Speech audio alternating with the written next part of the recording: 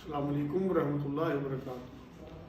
بہن بھائیو، رمضان کی آپ کو بہت بہت مبارکباد۔ آج سے الحمدللہ رمضان شروع ہو گئے۔ رحمتوں کا، برکتوں کا، فضل کا، عنایت کا، غمخواری کا، ہمدردی کا، صبر کا مہینہ اللہ رب العزت نے ہمیں دیا ہے۔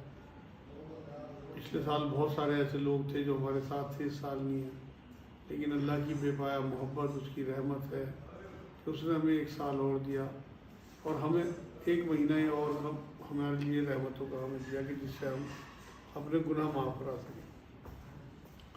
آج ہی اللہ رب العزت نے جنت کے دروازے کھولے ہیں، دوزخ کے دروازے بند کرائے ہیں۔ ہمیں زیادہ سے زیادہ اس کا فائدہ اٹھانے کی توفیق دے اللہ پاک۔ میں آپ سے جو مخاطب ہوا ہوں وہ ایک اہم ترین معاملے کو لے کے ہوا ہوں۔ میں دیکھتا ہوں کہ ہمارے معاشرے میں قرآن کے ساتھ جس رویہ اختیار کیا گیا ہے وہ بہت رلانے والا رویہ ہے۔ قرآن اللہ کا کلام ہے، کلام صفت ہوتی ہے۔ ہماری ٹاپ پرائرٹی اللہ ہونا چاہیے، اسی طرح ہماری ٹاپ ترجیح بھی، ٹاپ پرائرٹی قرآن بھی ہونا چاہیے۔ اس رمضان میں ہم تمام بہن بھائی یہ طے کریں کہ ہم اس بار قرآن سے اسی طرح جڑیں گے جیسے اس سے جڑنا چاہیے۔ ہم نے قرآن کو صرف ثواب کی کتاب بنا کے رکھ دیا کہ ہم 2 قرآن ختم کر لیں، 3 قرآن ختم کر لیں، 4 قرآن ختم کر لیں۔ قرآن ثواب کی کتاب نہیں ہے میرے بہن بھائی۔ اس طرح تلاوت کرنے سے آپ کو تھوڑا بہت ثواب مل جائے گا، لیکن اصل ہدایت آپ کو قرآن کو سمجھ کے، اس پہ عمل کر کے، اسے دوسروں تک پہنچا کے زندگی گزارنے میں ملے گا۔ کیونکہ اس کے صرف یہی حق نہیں ہے کہ ہم اسے صرف تلاوت کریں، بلکہ اس میں غور و فکر، اس پہ عمل، اس کی تبلیغ، یہ سارے اس کے حق ہیں۔ تو میں آپ سے یہی ریکویسٹ کروں گا اس بار درد مندانہ دل سے کہ آپ لوگ اس بار قرآن سے جڑ جائیں۔ آپ تلاوت چاہے تھوڑی کریں، لیکن ایک پارہ روز ترجمہ ضرور پڑھیں۔ ترجمے ہر زبان میں دستیاب ہیں اور ہمارے مرکز سہارنپور سے فری آف کاسٹ ہیں۔ آپ جہاں کہیں بھی رہتے ہوں، آپ وہاں سے ہمیں واٹس ایپ کر سکتے ہیں اپنا ایڈریس، ہم فری آف کاسٹ آپ کو قرآن بھیجیں گے۔ یا آپ اپنے شہر سے خرید سکتے ہو، 30، 40، 50 روپے میں قرآن دستیاب ہیں ہر زبان میں۔ اس لیے میرے بہن بھائیوں، آپ سوچ سمجھ کے اس بار فیصلہ کریں کہ ہم نے اس بار انشاءاللہ اللہ کے کلام سے جڑنا ہے۔ رسول اکرم صلی اللہ علیہ وسلم کی ایک حدیث پاک یہ ہے کہ خوشیاں مناؤ، اللہ کی وہ رسی تمہارے ہاتھ میں ہے جس کا ایک سرا اللہ کے ہاتھ میں ہے اور ایک سرا تمہارے ہاتھ میں ہے۔ قرآن ہماری ہدایت کے لیے آیا تھا۔ آپ یہ دیکھیں، قرآن کو اللہ رب العزت نے روزے فرض ہونے سے 15 سال پہلے رسول اللہ صلی اللہ علیہ وسلم کے اوپر اتارا تھا، اور قرآن کی جو آیتیں اتری تھی اس میں سب کچھ سے شروع کی آیتوں میں ہدی للمتقین کہا قرآن کو، کہ یہ متقیوں کے لیے ہدایت ہے۔ اسی طرح جب روزے فرض کیے گئے تو ان کی علت بتائی اللہ رب العزت نے قرآن میں، ان کا حاصل بتایا کہ اے مومنو، تمہارے پر روزے فرض قرار دیے گئے جیسے پہلی امتوں میں تھے، تاکہ تم متقی بنو۔ ہمیں تقوی اختیار کرانے کے لیے اللہ رب العزت نے روزے دیے ہیں اور کلام پاک دیا ہے۔ تو کلام پاک بھی متقی بنانے کے لیے آیا ہے اور روزے اس کی پریکٹس کے لیے ہیں۔ اس لیے میرے بہن بھائیوں، آپ سمجھیں اللہ نے جو مہینہ ہمیں قرآن کا دیا ہے، میں تو اسے قرآن کی سالگرہ کہتا ہوں، کیونکہ رسول اکرم صلی اللہ علیہ وسلم اس میں دور فرماتے تھے۔ حضرت جبرائیل علیہ السلام آگے حضور کو قرآن سناتے بھی تھے اور سنتے بھی تھے۔ یہ بڑی سنتوں میں ہوگا کہ آپ اس بار قرآن کو سمجھ کے پڑھیں۔ آپ کوئی بھی کتاب اٹھا لیں، اگر وہ آپ کی سمجھ میں نہیں آتی تو آپ ایک طرف رکھ دیتے ہیں، یہاں تک کہ اگر اس کی لینگویج ہارڈ بھی ہو اور آپ کی سمجھ میں لینگویج نہ آ رہی ہو، آپ اس لینگویج کو جانتے بھی ہو، تب بھی آپ اسے پڑھتے نہیں۔ تو آپ اس کتاب کے ساتھ ایسا رویہ کیوں کریں؟ ہمارے اللہ کی کتاب ہے جو ہمارے لیے مینول اس نے بھیجا کہ ہم کس طرح اس میں زندگی گزاریں، ہمارے لیے منشور ہے زندگی گزارنے کا۔ تو اس لیے میں آپ سے بہت دردمندانہ ریکویسٹ کر رہا ہوں کہ آپ اس بار قرآن سے جڑ جائیں۔ آپ تلاوت کریں تھوڑی بہت ہی، آپ سمجھیں قرآن کو، آپ کی سمجھ میں نہ بھی آئے ترجمہ پڑھتے چلے جائیں، جو ہم سے بھی آپ کو زبان آتی ہو، بعد میں کسی علماء دین سے سمجھ لیں، لیکن اس بار قرآن کا حق ادا کریں کہ پورے رمضان میں پورا قرآن آپ ترجمے سے ختم کر لیں ایک بار۔ انشاءاللہ تعالیٰ آپ دیکھیے اللہ کیسی ہدایت دیتا ہے۔ دیکھیں، یہ ثواب کے لیے نہیں آئی تھی بلکہ یہ نجات کے لیے کتاب آئی تھی۔ ہمیں اس سے نجات حاصل کرنی ہے۔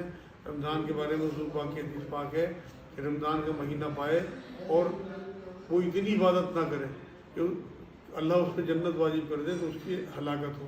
یہ جبرائیل علیہ السلام کی بددعا حضور صلی اللہ علیہ وسلم کی، اس پہ آمین کہنا. اس لیے میرے بہن بھائیوں اس کا فائدہ اٹھائیں آج ہی سے. یہ شکر منائیں کہ آج پہلا دن ہے، الحمدللہ آپ کے پاس ٹائم ہے. ایک پارہ آپ آج لے کے بیٹھیں یا کل تک اسے ختم کر لیں، اس کا ٹرانسلیشن، اور جو چیز سمجھ میں نہ آئے اسے بعد میں سمجھ لیں. لیکن فی الحال آپ پڑھتے چلے جائیں، اللہ کے کلام سے جڑ جائیں. آپ یقین کریں کچھ دنوں کے بعد آپ کو یہ لگے گا کہ تو بہت آسان کتاب ہے. کیونکہ ہمارے بڑے کتنے ہی ہمیں منع کرتے ہیں کہ ترجمے سے نہ پڑھو، جب قرآن میں اللہ عزت نے خود یہ بات کہی ہے وَلَقَدْ يَسَّرْنَا الْقُرْآنَ لِلذِّكْرِ فَهَلْ مِن مُدَّكِرٍ، کہ میں نے قرآن کو آسان کیا سمجھنے کے لیے، ہے کوئی سے ہدایت نہیں. تو ہم اپنے خالق کی بات مانیں، ہم کیوں انسانوں کی بات مانیں؟ اپنے اللہ کی بات مان کے قرآن سے جڑیں اور اس پہ عمل بھی کریں اور اس پہ زندگی بھی گزاریں اور اس کی تبلیغ بھی کریں. قرآن کو اللہ رب العزت نے سورہ بقرہ میں یہ کہا ہے کہ یہ تمام انسانوں کے لیے آیا ہے، صرف مسلمانوں کے لیے نہیں آیا. تو اس لیے آپ اپنے مسلمان بھائیوں کو بھی پہنچائیں اور اپنے غیر مسلم بھائیوں کو بھی پہنچائیں. اس کی تبلیغ شروع کر دیں، انشاءاللہ اس کے حق ہو جائیں گے. اسے سب سے ٹاپ پرائرٹی پہ رکھیں. بالکل آپ کی تراویح نہ چھوٹے، جو تراویح آپ سن کے آئیں وہ گھر پہ آ کے اتنا ترجمہ ضرور پڑھیں. اسی طرح جو تلاوت کریں، اگر تلاوت کم بھی کریں تو ترجمہ ضرور پڑھیں ایک پورے سپارے کا. اگر جو پڑھی لکھی نہیں ہے وہ سنیں اس ایک سپارے کا ترجمہ. انشاءاللہ اللہ نے چاہا تو آپ لوگ اسی سال قرآن سے جڑ جائیں گے. اور رسول اللہ صلی اللہ علیہ وسلم کی جو منشا تھی اس امت کو تعلیم دینے کی، وہ ان کی منشا پوری ہوگی. میں تو اسی لیے آپ لوگوں کے سامنے آیا ہوں کہ اس طرح میرے رسول کی امت اپنے اللہ کے کلام سے جڑ جائے انشاءاللہ. اور اللہ رب العزت نے قرآن کی وجہ سے اس مہینے کو بڑی فضیلت دی ہے. لیکن ہم لوگوں نے جو حال قرآن کا کیا ہوا ہے، کہیں اللہ کے ہاں ہمیں حساب کتاب میں سختی نہ کرا دے.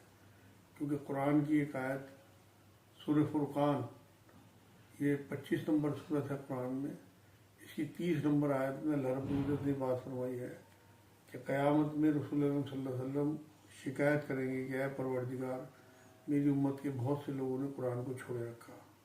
اب ہماری امت کے بہت سارے لوگ تو قرآن پڑھتے ہیں لیکن وہ صرف تلاوت کرتے ہیں. آپ یقین کریں میرے پاس آنے والوں میں مردوں میں 90% ایسے ہیں اب اس دور میں نئی جنریشن جو قرآن پڑھی ہوئی نہیں ہے ناظرہ بھی. 10% لوگ ایسے ہیں جو پڑھے ہوئے ہیں اور 90% عورتیں پڑھی ہوئی ہیں. 10% عورتیں لڑکی نہیں پڑھتی. اتنا فرق ہے دونوں میں. آپ دیکھیں کہ جو لوگ پڑھے ہوئے ہیں وہ بھی قرآن کی تلاوت روز بروز نہیں کرتے، اور جو تلاوت کرتے بھی ہیں وہ اس میں غور و فکر نہیں کرتے، اسے ترجمے سے نہیں پڑھتے. جو ترجمے سے پڑھتے بھی ہیں وہ عمل میں نہیں لاتے، اس کے حساب سے فیصلے نہیں کرتے. جبکہ قرآن یہ کہتا ہے کہ جو قرآن کے حساب سے فیصلے نہ کرے وہ کافر ہے.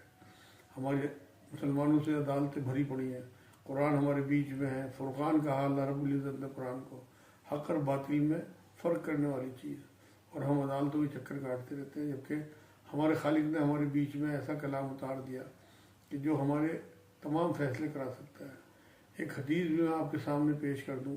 ایک بار حضور صلی اللہ علیہ وسلم سے کسی نے پوچھا کہ اے نبی، تمام نبیوں کے کوئی نہ کوئی معجزے ہوئے، آپ کا معجزہ کیا ہے؟ تب حضور صلی اللہ علیہ وسلم نے بات فرمائی کہ میرا معجزہ قرآن ہے. آپ کو یاد ہو قرآن میں یا آپ نے بیانات میں سنا ہو، احادیث میں سنا ہو کہ جتنی قومیں گزری ہیں جن پہ اللہ رب العزت کا عذاب آیا ہے، وہ صرف اس وجہ سے عذاب آیا ان کے اوپر کہ انہوں نے معجزے کا انکار کیا. ہم قرآن کو مانتے تو ہیں کہ اللہ کا کلام ہے، لیکن عملاً ہم اس کے انکاری ہیں. ہم اس پہ عمل نہیں کرتے. ہم اس کی چند چیزوں کو تو لے لیتے ہیں کہ جیسے نماز، روزہ، حج، زکوٰۃ، لیکن قرآن نے ہی حکم دیا ہے کہ بیاج سے بچنا ہے. قرآن نے حکم دیا زنا سے بچنا ہے، بد نظری سے بچنا ہے، جھوٹ، وعدہ خلافی، امانت میں خیانت سے بچنا ہے. ہم ان چیزوں کو سمجھتے ہیں کہ ہمارے مطلب کی چیزیں نہیں ہیں، جبکہ قرآن یہ حکم دیتا ہے کہ پورے کے پورے داخل ہونا ہے دین میں. اس لیے میرے بہن بھائیوں، یہ دو معاملے ایسے تھے کہ قرآن کی وہ آیت کہ نبی اکرم صلی اللہ علیہ وسلم خود شکایت کریں گے اللہ کے آگے. آپ دیکھیے تو کہ عدالت میں کھڑے ہو کے اگر کوئی شفیق باپ جج سے شکایت کرے اپنی اولاد کی تو کیا جج اسے چھوڑ دے گا؟ جو جج جانتا ہو کہ یہ شفیق باپ ہے، یہ رحمت للعالمین ہے، یہ صدیق اور امین ہے، اس نے کبھی جھوٹ نہیں بولا، اس نے کبھی کسی کو دھوکہ نہیں دیا، یہ اپنی ہی اولاد کی اگر شکایت کرنے لگے تو جج کیا چھوڑ دے گا اس اولاد کو؟ اس لیے میرے بہن بھائیوں، یہ بہت آپ کے لیے اس طرح کا معاملہ ہے کہ ہمیں بہت سوچنا چاہیے اس معاملے میں، اور اللہ کی طرف سے ہمیں اس بات کا یہ یقین ہونا چاہیے کہ اللہ کا کلام ایک ایک لفظ سچا ہے، کیونکہ شروع میں اللہ رب العزت نے بات کہی ہے ذالک الکتاب لا ریب فیہ، کہ اس میں کوئی شکایت نہیں ہے، کسی بھی قسم کا کوئی شک نہیں۔